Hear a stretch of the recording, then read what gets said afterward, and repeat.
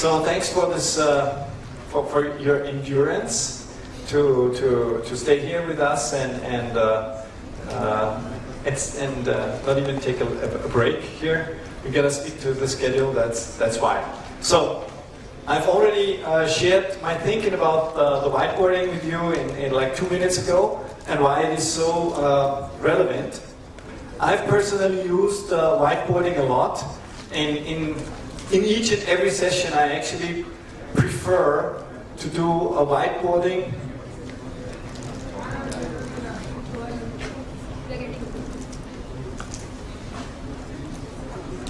Okay. There's still a lot of noise going on.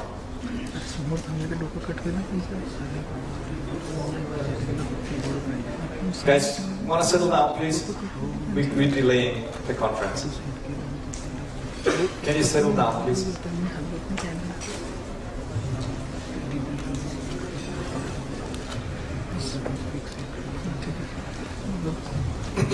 Okay. Let me continue. Okay, so I've been using whiteboarding whenever I can, and I still do because I think it's so much more powerful. As a matter of fact, I believe that the whiteboarding and the way to talk to customer and explain customers has been a significant contribution to our customer success, and that's why I'm glad that you have come up with the idea to share that with a bigger audience. So what I would like to do with you is I would like to touch on several of the key messages that I try to convey when I'm in a what we call transformation workshop, where we really want to tell people how they can get to continuous testing. And I want to share these core messages with you. I'm going to do it in a way that I'm going to wear two hats, actually. It means I'm going to be your consultant from now. But then I'm going to step out several times and reflect on what I'm doing on the whiteboard, okay? So that it should be some education for you, not just on a content perspective, but also on how you do whiteboards, okay? So, there's these great handouts that have been provided by the team. If you have a look at that, you're going to see actually what I'm going to present. And there is some question marks somewhere where we just want to make sure that you really follow what I'm doing here, so you're supposed to fill that out, okay? If you want to. Good. I shared with you that whiteboarding is about our presentation is about keeping people engaged. When you lose them, when they start typing around on their smartphones, it's basically game over. Then you should better pack your stuff and get out, okay? I've been doing that also. There have been some audiences that simply didn't hear me. They didn't want to hear me. They had been forced by the managers to attend or whatever. So then after 10 minutes I said, okay, it's good, right? You can make better use of your time. I can make better use of it. That's it. So it's good thing to also dare to do that. I recommend you dare to do that if required. Okay, cool. So, very relevant. Whenever you do whiteboarding, there must not be silence. You have a silence allowance of 3 seconds when you do whiteboarding.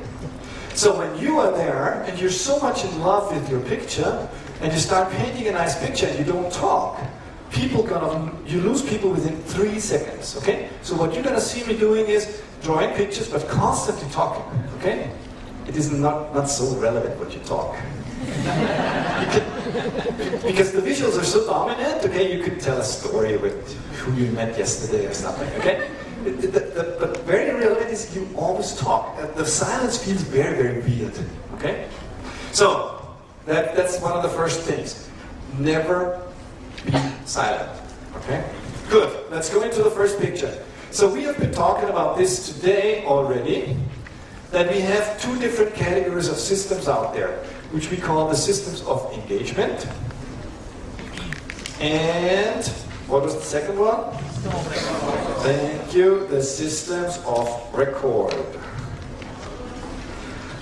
Whenever you know that the audience knows something already, you ask them for that, okay? It makes them feel good, you know that they really know, and you have them engaged, okay? So, nice, thank you. We did this. So, systems of engagement, systems of record. When you write on a white paper, it's not that relevant that your handwriting can really be read, okay? Which is great news for me. This means systems of engagement. Thank you. Right, because I said it when I wrote it. Okay, not that you can read it, but so that's not that critical. The size should be appropriate that you can distinguish things. Systems of engagement, systems of record. Now, what we see out there is actually, depending whether people focus on the systems of engagement or the systems of record regarding the development, they would apply different strategies. And there is something out there which is called bimodal IT. Have you heard about that? Yeah? So bimodal IT would be that when it is about the systems of record where you focus on, then you would have more, let's say, the traditional way of doing things, might be even waterfall, and we call that mode 1. The other way would be mode 2, where you do have to focus on the systems of engagement, and this is obviously all agile, okay? So this term of a bimodal IT was very well established in the IT, and Gartner has been proposing this for a long time, okay? So, but what we see actually is that this kind of bimodal IT more and more goes out of shape, and it is replaced by something which is more like DevOps and agility that's going to take it all. So we're going to see actually the whole space, not only the systems of engagement, but the whole space in the future being covered agile. More or less agile, okay? So we call it agility at different speeds. This would be actually more leaning towards agile, and here you would probably know all of the agile techniques being applied. So this is more or less agile, the whole thing. So one of the first messages I wanted to share with this here is that I believe that bimodal IT is not the IT of the future. It's going to be more or less agile, okay? It's going to be agility. And what you see there is certainly that here, on the systems of engagement, you have a higher pace of change, whereas in the systems of record, you have a lower pace of change. On the other hand, here, with the systems of record, you have a higher requirement for governance. And on the systems of engagement, you have a lower requirement of governance. Actually, governance is a bad word in HR. You know that? Huh? There's no good, it's not a good word. Huh? We don't want to talk about governance. In Agile, the word in Agile is alignment, guidance. Yeah, well, everybody does self. Self sounds a little bit like anarchy, right? Everybody does what they want. And sometimes agility, you got to be careful about that anarchy thingy, okay? Happens every once in a while. I actually believe that agility requires governance as well. And I take a very hard stand on that. All this guidance thingy, alignment thingy is not going to get us to really performant agile structures on an enterprise level. Somebody's got to make sure that there is some governance, okay? This is different. When you have a small team, you can talk about guidance and alignment all day long. At a certain point, at a certain size, we got to talk governance. All right, so let's go on. And I've been telling you this already, that what we want to be advocates of innovation to our management. And as advocates of innovation, we need to have a look at the systems of engagement and record again and see what the budget allocation is. So basically, you have seen this before. And let me just draw once again. So the budget allocation here, today in enterprise, is about 20%, right? Here it's about 80%. And when you have that comparison, when you now make yourself aware that these 80% have like 35 to 50% testing in there, and you just do the maths, then you're going to find out that 30 to 40% of the overall IT budget is with testing. And that is huge. So what we want to do is, we want to reduce that. We think we can cut that in half. When we cut that in half, it means that 20% budget are freed as innovation. And that is a great message we can deliver. Okay? So, let me now step out of this very, very briefly. Why did we pick this? You say, well, this is a repetition, right? You've just been talking about systems of record. Why did I want to pick this? From the perspective of whiteboarding, what you want to do is, each and every chart you're going to use for your presentation when you do whiteboarding, you have to practice. If you don't practice it, space will not be sufficient. You're going to run out of space. So you saw me now draw this shorter, right? I stopped here. Why? Because I knew that I'm going to use the space for this message. If I would not have left that space, the whole thing would have been done. I would not have been able to tell the story, okay? Draw the things at home. The good news is, you do not need to have a whiteboard to practice. You can use just a sheet of paper to do it.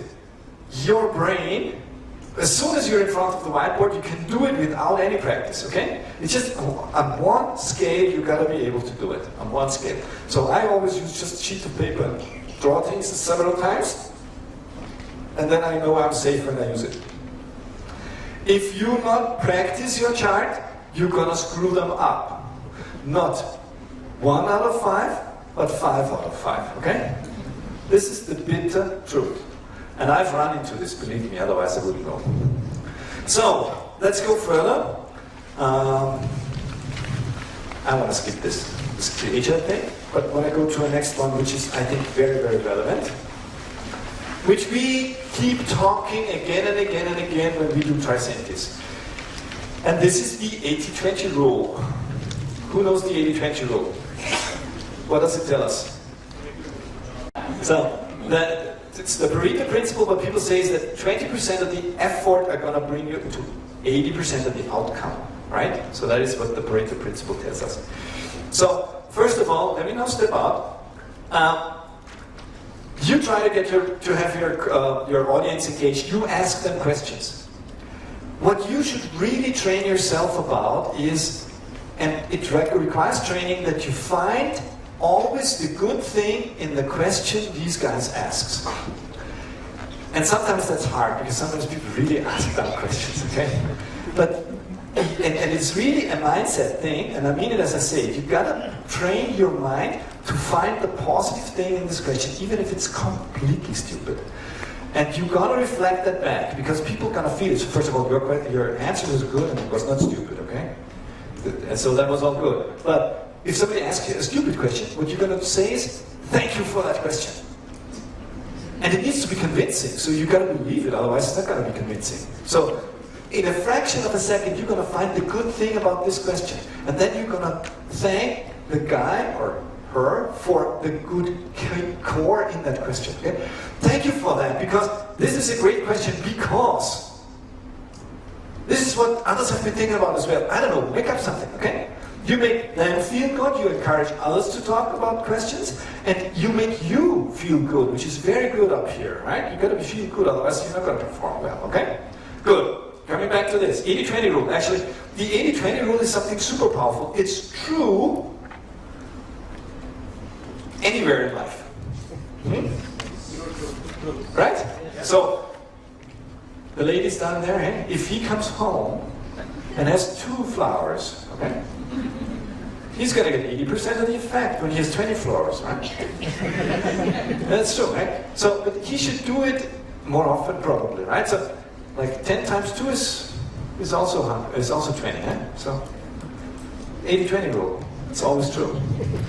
Good. So, what do we mean by the 80-20 rule? So, the 80-20 rule talks about, as you said, first of all, about input versus outcome.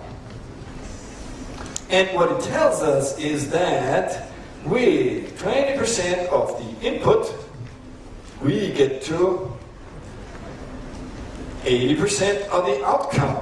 And that means that when you put that now in a curve, the curve is going to look like this. Okay? About that. This is the 80-20 rule. Now let me step out here. Okay? You've seen me drawing this thing now. When you go on the whiteboard and you want to present something like this requires at least, or you're a superstar, but for me it took 10 times drawing the thing till it worked, okay? Otherwise it would not have looked like the 80-20 rule. Try it out yourself, it's not that easy. What is not that easy? It's not that easy to get this curve going, okay? And what not that easy, to get the scale right? And without the proportion, it looks just screwed up. So the good thing is, how do you come to the scale? There is a very easy way to come to the scale. What you always do is first you mark the 100% here, and the 100% here. And then you get to the appropriate position of any scale, always by cutting things in half. That is the trick. Because the eye can easily cut things in half. When you want to do 20% out of 100% as a first draft, you're going to miss it. But when you do it like 100 divided by 2 is 50, divided by 2 is 25, and then just a little left, it's perfect. Okay? So you've seen me do this. Check, check, check, check. Okay? Same thing the other way, right? Check, check, check. Okay? And then you're at 80-20. And now what you're going to do is, you're going to draw this mark. Because here, that is the central point where the line needs to go through. And that is what you practice. Okay? When you draw lines, you please draw straight lines, okay? When lines come like this is horrible. It's just horrible. And to draw a straight line is not rocket science. You just do it again and again and again, and after 5 attempts, it's going to be fine, right? When you draw an axis, you always give titles to the axis, okay? Because then people understand better what you say. If you omit the title to the axis, they don't really know what you do, right? So this is really now trying to explain how it is about this whiteboarding stuff and how you deal with the graph. Try this out, you're going to find out you're going to be way more savvy in a very short period of time. Yes? One observation. When you say it is 80-30, it's more believable. Yeah, wait a second, I'm not done with this. I'm not done with this, John. So, the thing is that we have been talking about input and outcome now, right? But we want to project that on testing. The projection is actually, first of all, the 80-20 rule is true also for the use of applications. When you use an application, you're going to find out that probably with 20% of the functions, you're going to make 80% of the business, right? So that is why it is completely absurd to just assume that each and every test case has the same value, by the way, right? So 20%, we could now call this here, we could call this the functionality, and this would be the business value. As a matter of fact, the larger the application is, this dot starts moving. What do you think? Is it going to move to the left upper or to the right lower edge? The larger the application is. No. No. Left upper. The larger the application, the more this goes to like a 1090. Then with 10% of the functionality, you're going to make 90% of the business, okay? The bigger it is, the more extreme this becomes, okay? So, but for now, let's stick to this. Now, what we have been doing is, we have been projecting this now onto test cases as well. And when you project it onto test cases, what you're going to find out is, this is also true. That with 20% of test cases, you can cover 80% of the business risk. And now I need to correct myself a bit, because we really measured that. Together with one of our dear GSI partners, we did a really big study. Actually, it was Accenture. And we found out that it's not exactly an 80-20, but it's an 80-30. Okay? So there's a little bit of a deviation in there, but 80-30 is definitely the truth that you find of this. Okay? But let's stick to 80-20 for the purpose of this, okay? So, let's go on now and have a look at what we do with this knowledge. So first of all, what it tells us is that we better know about the business value of each and every function before we put test cases in place. Okay? Because with this knowledge, we can justify why we do certain tests and we do not do other tests. Okay? So this is kind of a map. And this is a gorgeous map for our management to see, because all of a sudden they know that you do have a plan. And the management love it when you seem to have a plan.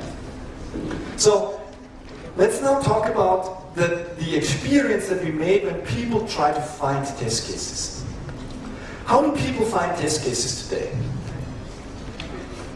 By far, most of the test cases are found intuitively. Why is that the case? People try to use some common sense in order to generate test cases, but all of a sudden they realize there's so many different dimensions with so many different values that this leads to a phenomenon which they call the Combinatorial Explosion. So it's like you look up to the stars of the Milky Way and you don't see anything anymore, right? Because there's so many stars up there.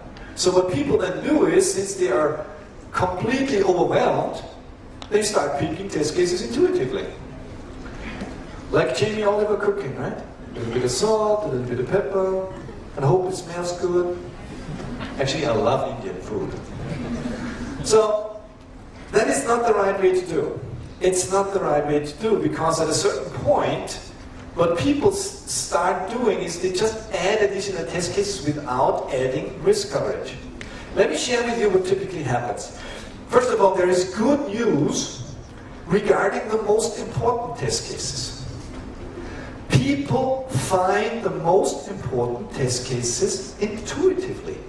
That is good news. I'm serious. So, like 8 to 10% of your test suite, you're gonna find through intuition. Up to here. This. So we can't take this green. You find these guys through intuition.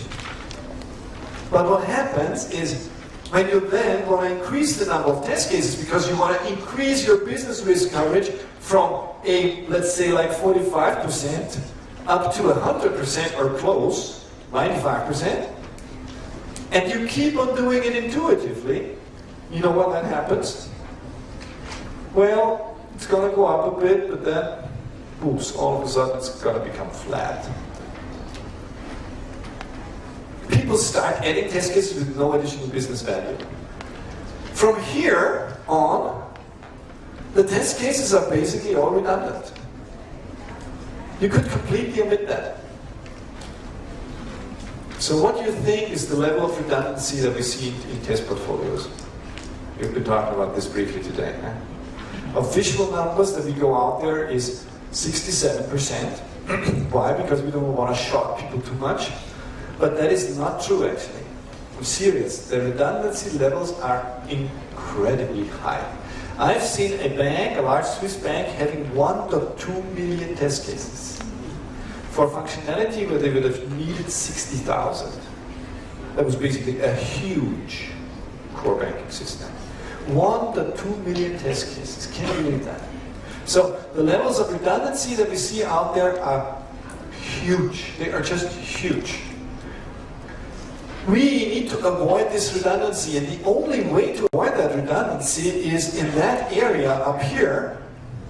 We need to implement things like methodology, bundled in what we call test case design, which is going to make sure that the test cases really all contribute to test and risk coverage to the max. Okay? So, good news once again. Here, intuition is fine, but when you want to go further up, it's time to apply methodology. Otherwise, you're not going to get there. Or you're going to have a huge waste within your test. And usually, it is not only that people add that much of redundancy, but on the other hand, usually they do not cross like 55% of risk coverage if they stick to their behaviors. So it's harming both ways, redundancy and coverage. All right. Good. So let's assume we have found the right test cases now, because we have done test case design and used that methodology. Actually, I've been asked to do test case design a little bit in the last session in Bangalore, which I actually enjoyed because it's one of my core topics. Let's see how far we get with this. Okay. So let's assume we have the right test cases at hand. Now it is about automation. We want to automate these tests, right? We don't want to have them manual. So, sorry, I forgot to say something here. From the perspective of drawing a flip chart. You saw me using colors here. Okay? Using the colors on purpose. And always use the colors how they are perceived. So you use red for something that's wrong, and you use green for something that's good. Okay? Simple. Don't use more colors than required. Very, very limited use of colors. Okay? Don't make little clouds and nice DBs. It's completely useless. I've seen seminars out there where people try to make you familiar with how you do a whiteboard, and then you start with a nice flower and hello everybody. Completely useless. Okay? Don't do that.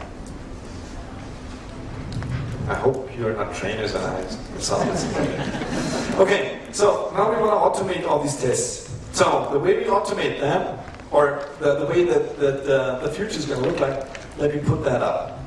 So first of all, let's see where we are today. Today, if this would be all the testing effort, and this is 100%, what we see out there that the testing landscape is still dominated by manual tests.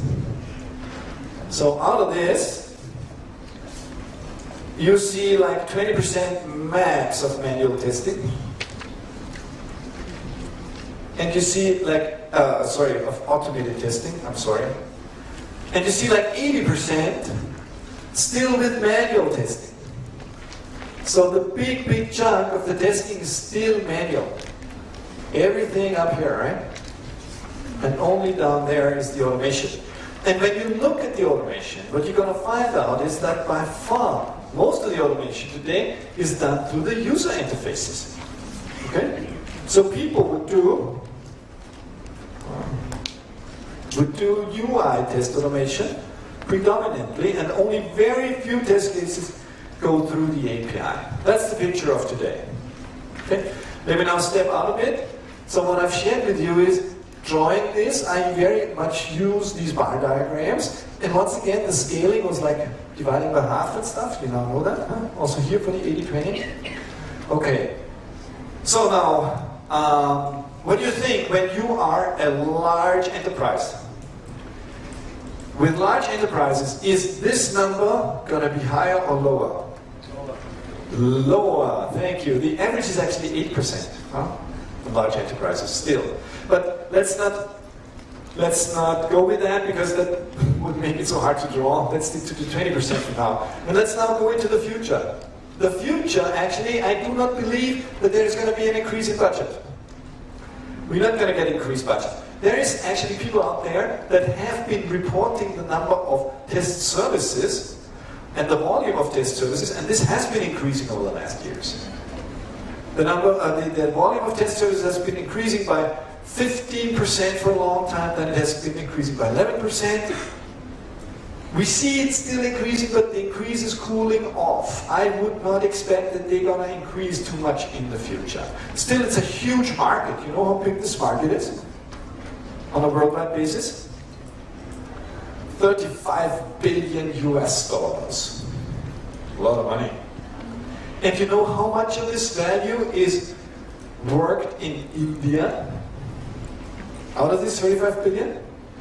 60%. 60%. India is the #1 delivery of test services, as I said before, in the world. Okay, but we cannot assume that the budgets are going to go on and increase forever. So I would expect that they're going to remain as they are. However, the topography of test execution needs to change. And what's going to happen is, it's going to go up, and I believe that we're going to see automation to the extent of at least 85%. That's going to be all automated. And only only like 15% are going to remain on a manual testing, and this is going to look different from today. Because today what people do is they do a lot still of specification-based manual testing, which is going to vanish entirely. There is only going to be the kind of agile form of manual testing going to be left, which is exploratory testing, right? So this is all exploratory. The specification-based is going to all be in here, in the automation.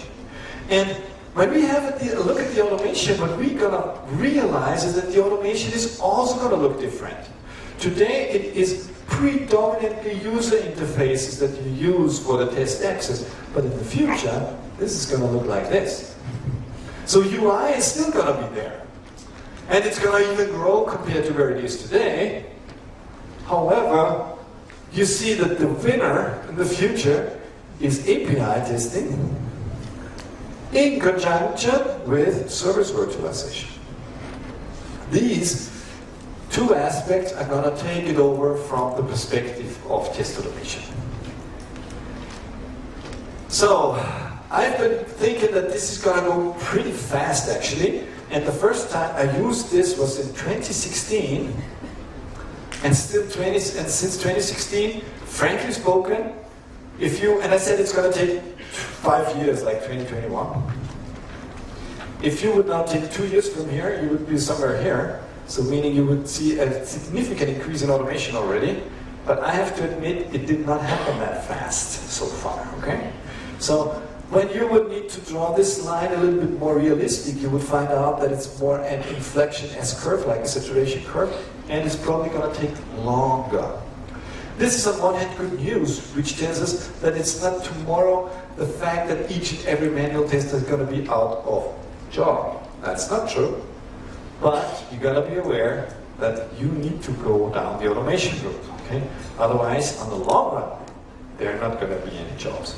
But also finding out about that behavior, that things take a little longer, we thought to ourselves, we need to have a compelling offering in this agile testing space from a manual testing and test management perspective. And that is why we have appreciated this merger with the Q Symphony guys so much, right? Because they're a great offering in that space as well. Okay, let me go on with that. The focus, the future of the test automation, as I shared with you, is going to be on API. And why is that the case? Why is that the case? Because API testing is way more efficient. If we compare UI testing and API testing, and let's compare the different tasks that we usually find in testing. So we're going to compare UI and API. What you're going to find out is for the setup, for the maintenance of test cases, and for the execution, you have completely different KPIs. Different values of KPIs. If you take like 100 minutes to set up a test automation on a UI basis, it's going to be like 24 just for the API. If you invest 100 minutes in the maintenance of a UI test case, it's going to be like 16 minutes here. If you use this execution time of 100 minutes on UI automation, it's going to be less than 1, or significantly less on API. So putting that into factors, you would call this out a 4x approximately. This is like a 6x. This is like a 100x or even more. So the efficiency of API is significantly higher than the efficiency of UI as a test access. However, at the very end, you need to make sure that the UI is also covered, right? So it's not enough to just provide API test cases, okay? So let's dig a little bit into more depth and find out which of the test cases are subject to UI automation and subject to API automation. I'm screwing up the schedule a bit. You would need to now go on to a picture which is further at the end, which is called test case selection, okay? So, let me share with you how you should depict whether you go through UI or you go through API. So, when you have this as that I mentioned of the use cases, then for each and every use case, to test the use case comprehensively, it's several pages. We would need to have process variants and also we would need to have data variants in place. Then the whole universe of functionality is covered. Okay? Now, for each and every use case, we want to make sure that the use case is also covering the user interface. Otherwise, just covering it one level down on the business level is not enough, right? So, what we would do is, we would take these use cases, and for each and every of these use cases, we have at least one test case, but not more, in UI. So this would be actually the stream of the UI. And then when we go into more depth, when we want to go comprehensive and spread out along the axis of the processes, along the axis of the data variants, there might be the need for additional test cases. All of those dots now being additional test cases we need to provide. All of those guys, here, we would want to do API. So the core test cases will need to be UI, but the great number of test cases we would want to set up through an API interface if it is there. So when we go in there and we want to establish efficient testing, we have an ask onto our developers. We ask them, can you please provide an API for me so that I can test the business logic? Otherwise, we will not be able to make our jobs efficiently, okay? So, let me come back to a chart that I've been drawing before, actually this here, where we have been discussing about having the right test cases at hand. You remember, I've shared with you that we do have the right test cases for the most important functionality intuitively, okay? Like from here to here, you find them through intuition. So when we go into a project that has been all manual as of yet, we can do some automation right away that makes sense and constrain it to the most important test cases. And these are the test cases that are usually, if we select them properly, in here. So what we would do is we would do them on a UI basis, okay? And this first step of implementation, we usually pick the most important test cases that already exist. We automate them on a UI basis, and we call that heartbeat 1. This is a milestone which we usually implement in our customer implementation. We didn't call it milestone because milestone sounds a little boring, right? And since we are an American company now, we gotta have things that are a little bit more heartbeat. Okay? So this is the first heartbeat. We are alive. So we call actually the portfolio of tests, here we call it the smoke test, which we want to automate. You know the term smoke test? Yeah, you know what it is for, right? Okay, good. So this is heartbeat 1. When it goes further, however, then we want to make sure that we automate things primarily on an API basis. Because, guess what? This heartbeat 1 is going to take some, let's say, 3 months, okay? And some investment budget. Now when you have automated heartbeat 1, you go to your boss and say, hey, I need some more money, I need to automate further. And they're going to say, well, okay, we give you another X. And X is usually exactly as big as the money before. But guess what? This does not get you to the very end, right? So when you just assume you get the same money, then you would be here. And now it is on you whether you take the same effort line up here, which is going to get you here, or you take an acceleration, which you get through API, which is going to take you here. You know, you get to a completely different level of coverage, right? So whenever it's possible, you would want to go API beyond. All right? And then when you're here, we call that a heartbeat tune. This is tied to the maturity model as well, the continuous testing maturity model, which I've shared with you briefly before. Okay?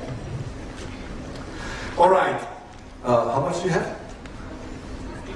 Okay, cool.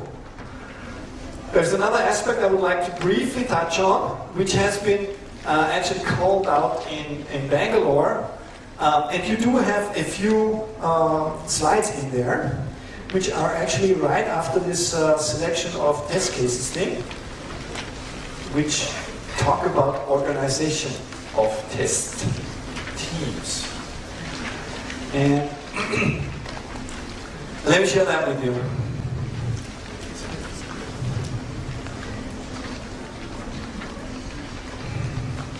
So, organizing test teams.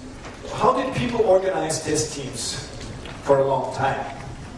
If we would go back in time, like 4 years ago, we would find out that 80% of our enterprise customers wanted to have a TCOE, a Test Center of Excellence. This was 4 years ago.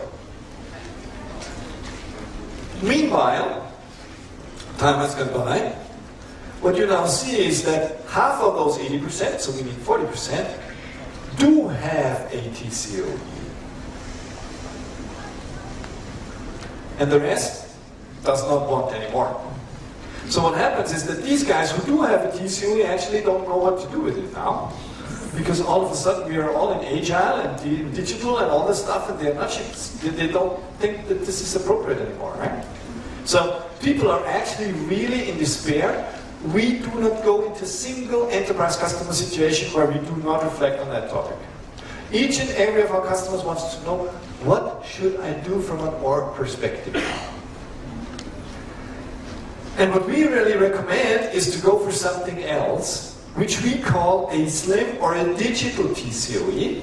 And as a matter of fact, I'm proud to say that both Forrester and Gartner have picked that thought up. They call it a little different, but anyway. But they also think that that is the right way to go. Let's go and have a look at the TCOE and the organization for a second. How have TCOEs been organized, and where is the issue actually? They have been organized like this. You had a head of the TCOE, and then reporting into this guy you had some test managers, and then there came the staff. And the staff would primarily consist of a huge army of manual testers, right? A huge army of manual testers. Actually, the box should be way bigger. But I don't have that kind of space. And then there might have been 2 additional roles already in this Test Center of Excellence. One is with test automation, some automation engineers. And the other one is with test design, test case design, if they had that role. Most of them had not, didn't have that role actually. Okay? But let's put it in there just for completeness. Test case design here, okay? I put it in brackets because it was not that prominent. So, you had this central organization with this huge army of manual testers, and what now happened was, these guys were always late.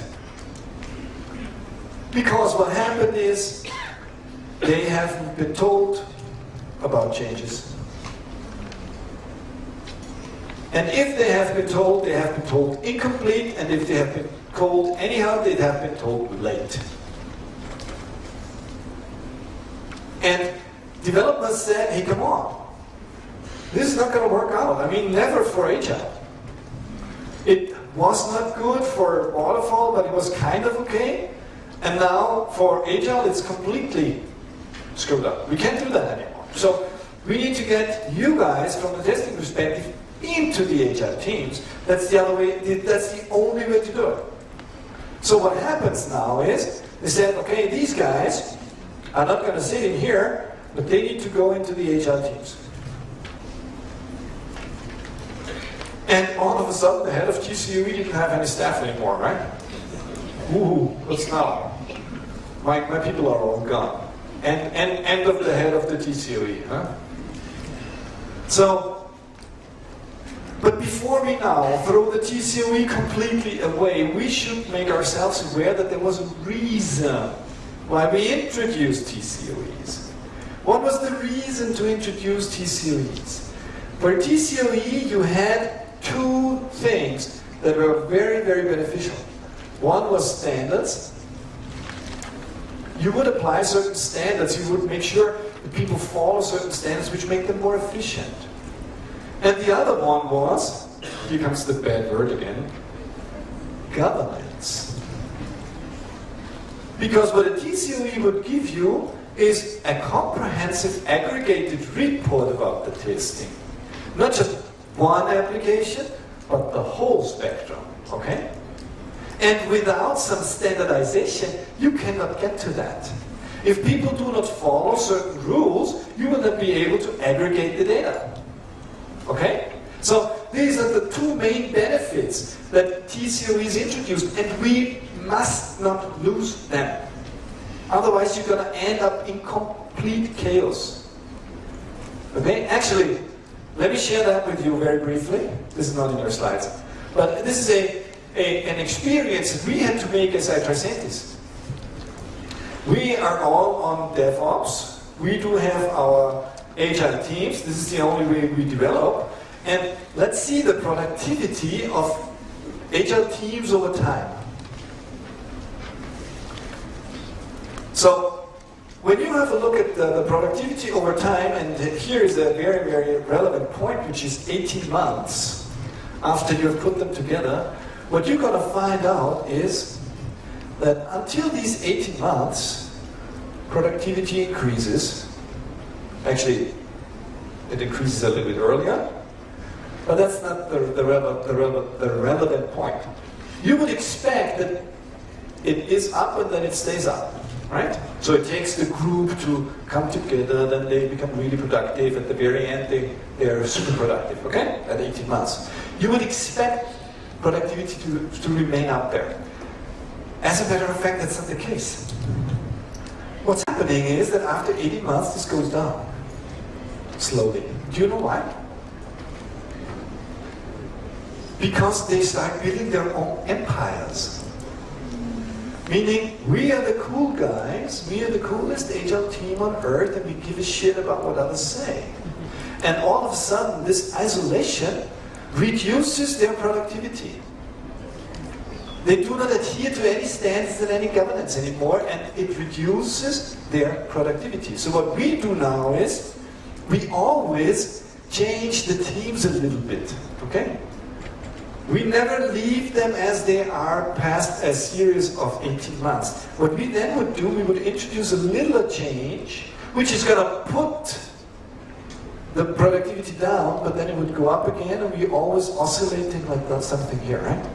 So we always damper it on purpose so that we don't lose it entirely. Everybody's going to, okay? Makes sense? This is just to illustrate how much they tend to build their own empires.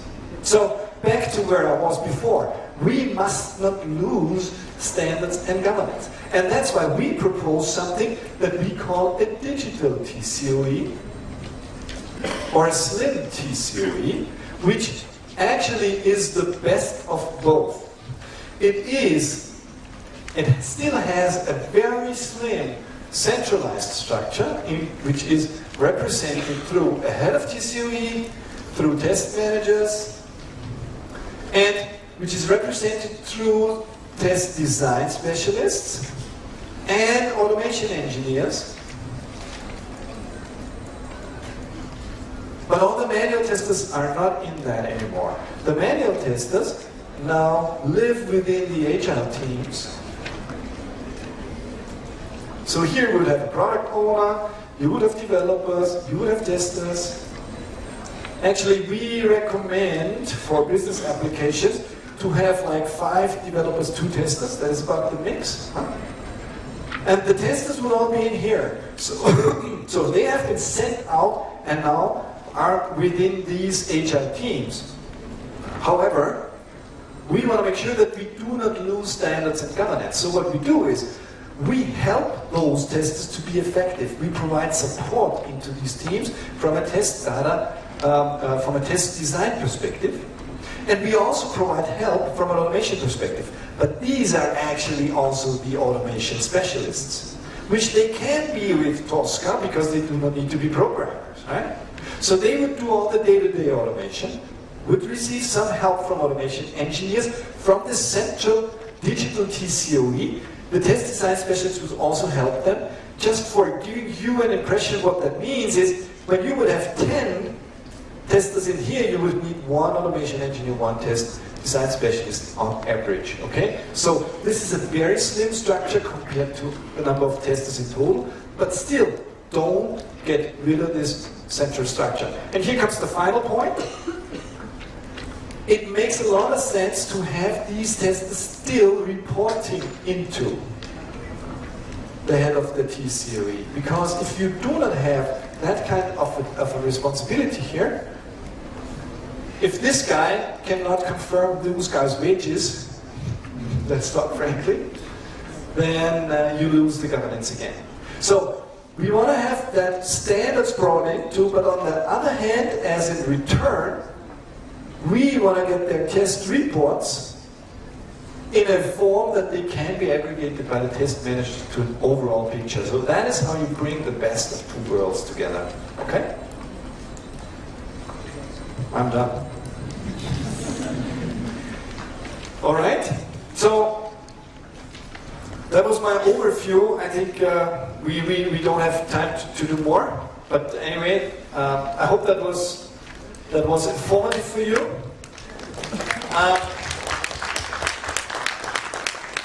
Let me do a brief recap, okay? You've never seen me silent. I was constantly talking, never silence, okay? Try to generate ahas. Aha effects, you can generate aha effects when you do drawing, easily, because people are going to follow what you do. Huh? And they want to find out what you're drawing. They're going to be way more attracted seeing you drawing than just presenting slides, okay? Go for that. You will need to practice each and everything, each and every chart. You need to practice 5 times or so.